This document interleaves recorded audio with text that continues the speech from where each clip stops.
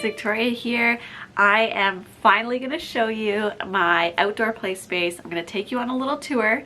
We are going to look at what it is right now. It is February currently. I live in southwestern Ontario. We just had a big thaw and the sun is shining finally. I feel like we've had a very gloomy winter so far. So I think this is the perfect time to show you what my setup outside looks like right now. And then when it comes to be springtime and I get my spring setup put in place, our outdoor classroom kind of set up so we can be outside even more with the young children in my care, then I can show you kind of a before and after. So in this video, I want to show you what it is right now in February. I'll show you a few clips of what it used to look like before we started creating the play space we have. I'm not sure what was up with my hair. I don't know, who cares? I have a bit of a cold too, so please forgive me for this extremely nasally narration. Okay, so let's get started and walk through this childcare space together. I am a registered early childhood educator and a certified forest and nature school practitioner. I run a licensed home childcare program in southwestern Ontario, Canada. My program runs Monday to Friday from 7:30 to 5:30, so it is all day, and its current youngest child is 12 months old and the current oldest child is 3.5. And I operate from anywhere from just a few months old until they go to kindergarten, which here is the year they turn 4 years old. Okay, so with that being said, that means my forest school program is going to look different than it would if I was running a school-ager program or a kindergarten program for older children, or even a part-time program. This is full day, all day, every day. That means that, especially in the winter time, because it is cold where we live and the weather is always unpredictable, it means we do not go outside for the whole 8 hours of the day. We do try to get as much outdoor time as possible. That is what I state in my program. We do as much as possible. And I go with the flow of the children. So if the children need to go inside, then we go inside. If the children need to go outside, then we go outside. We have our meals outside. We do pickup outside. What it looks like right now is getting dropped off inside, having snack, playing a little bit and with the indoor toys, and changing our diapers and going pee on the toilet, then going outside for as long as we can before lunch. Now with new children starting and their different experiences and levels of capacity for outdoor play in the winter, this isn't quite as long as it is in the summertime or even the spring and fall. That means that we are aiming for at least 2 hours in the morning, but sometimes it's even 20 minutes. But the point is to go at children's pace and to build ourselves up to longer potentials. And we're visiting the same play space over and over and over. So we're building those nature relationships. But come summertime, actually spring, I'm thinking May, I am going to set up some big canopy tents and set up an outdoor, now I already referred to our play yard as an outdoor classroom, but I'm going to set up kind of an outdoor classroom in a way that allows us to stay outside and be outside for more of the day. And I'm very excited for this. I've been wanting to do this since I opened back in 2020, and it just has not been in the capacity of the group or my capacity as I'm learning how to operate all on my own. But I'm thinking this year I'm going to just dive into it and try it out. So I'm thinking 4 10x10 tents configured in the play space where the kind of patio is. Anyway, we're going to talk about that later. Stay tuned. I'm so excited for all the materials and pieces of furniture I'm going to put out there to help me stay outside for eating and sleeping. It's going to be great.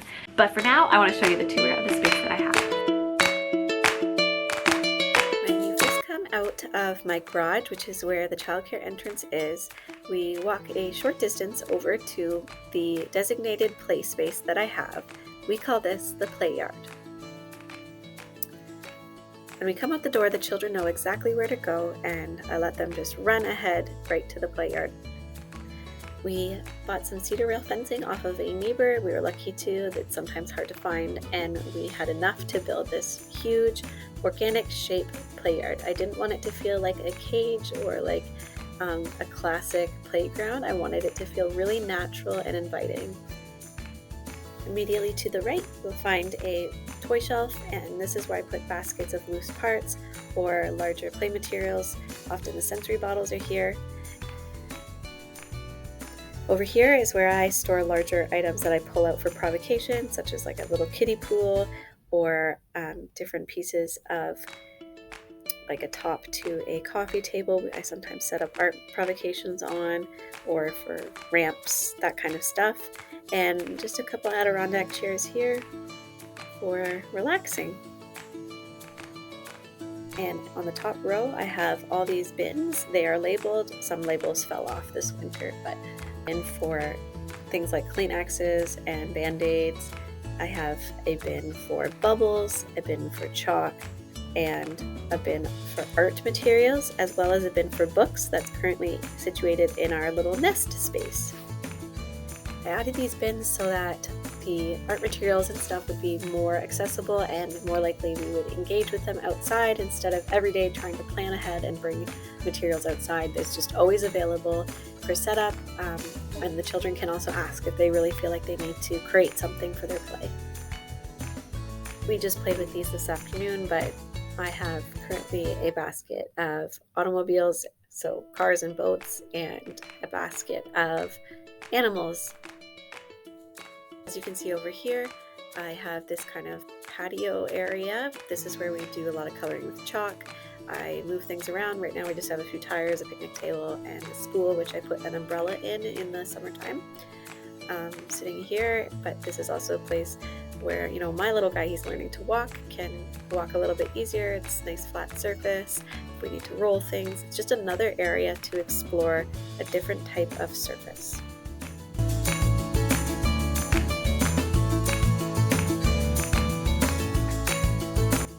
These logs are for exploring and using to build. And then over here we have the sandbox. We've got lots of sand and pots and pans. I use these logs to create kind of a large sandbox where we've got all sorts of opportunities for digging and piling. And we've got the mud kitchen so we can pretend to make food, and the picnic table in there as well. Helps keep the sand in the sandbox too, because children often like to pretend to eat at the table. And this is one of our most used areas of the play yard. We love it.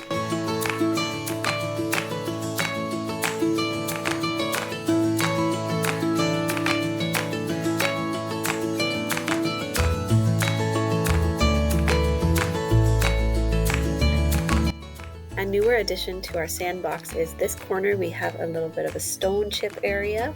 There's this like brick pathway through it, and I fill it with stone chips. I might even make it bigger this summer. I've been really enjoying filling up our dump trucks with it, and I'm envisioning kind of a space here where we can have a water feature of some sort.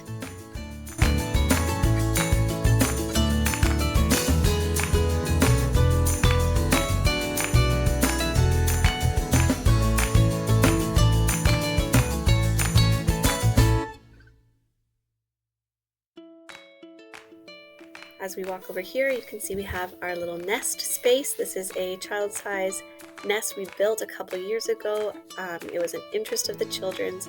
I have some books in this area right now, and this kind of zone over here has kind of a different ground cover. It's more of a traditional like forest floor kind of space, and I've got these spools built in which need a little bit more dirt around them.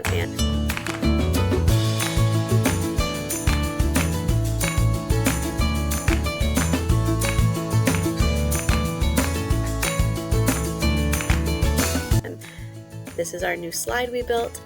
It also needs to be piled up with dirt underneath, and we have some branches that we made into railings that we're going to add just to have something to hold on to, make it a little bit more finished. And this is an area we spend lots of time in. We notice bugs in the stumps, we notice chipmunk holes, and lots of lichen and fungi growing here.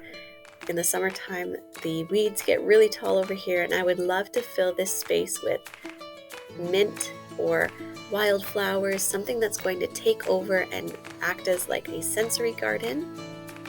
So I'll keep you updated with how that works out.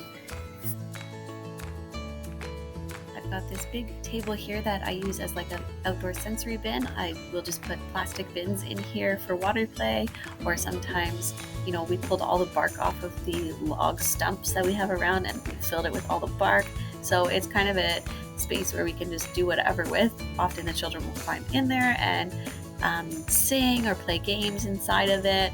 It's just an open-ended piece of furniture that we use in this area. As you can see, we've got these logs that we pulled out of the bush and arranged in kind of a fun, magical way. We use this to play with it however we feel we need to. It's often part of our imaginary play. It's a car, it's a train, it's a big giant caterpillar, it's something to jump off of or climb up on. We go in the hole, we peekaboo through this other log hole, and it's just a awesome space for gross motor activity. It has been huge in our imaginary play. This is our large open play space where the children can run and explore and roll around. And in the summer, there's little strawberries in the grass, so we discover those. It's really just an open space where there's nothing to get in their way. And as we move over here, you can see the playhouse that we have. We use this space for more imaginary play, but also as a gross motor place. We climb over the railings, in and out the windows. We hear our echoes differently in here. It's a place for gathering together. We sometimes hang out here when the rain comes down really hard, or it's really kind of a cold wind that day. We also use this little play table. We'll set up tea parties, another open-ended space to play.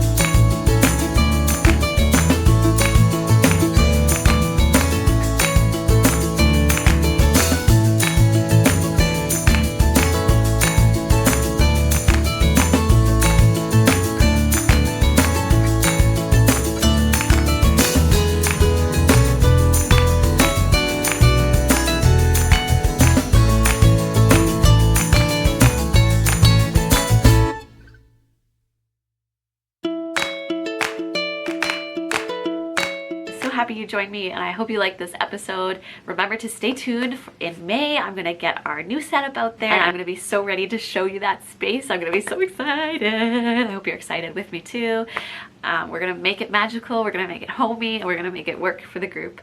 If you liked this video and you like touring my outdoor space, maybe you'd like to have a tour of my indoor space, click this video right here. Boop, boop, boop, boop, boop, boop. If you'd like to watch my outdoor space. Indoor space, I mean. La, la, la, la, la. This is my indoor space. You should watch it. Ooh, ooh, ooh.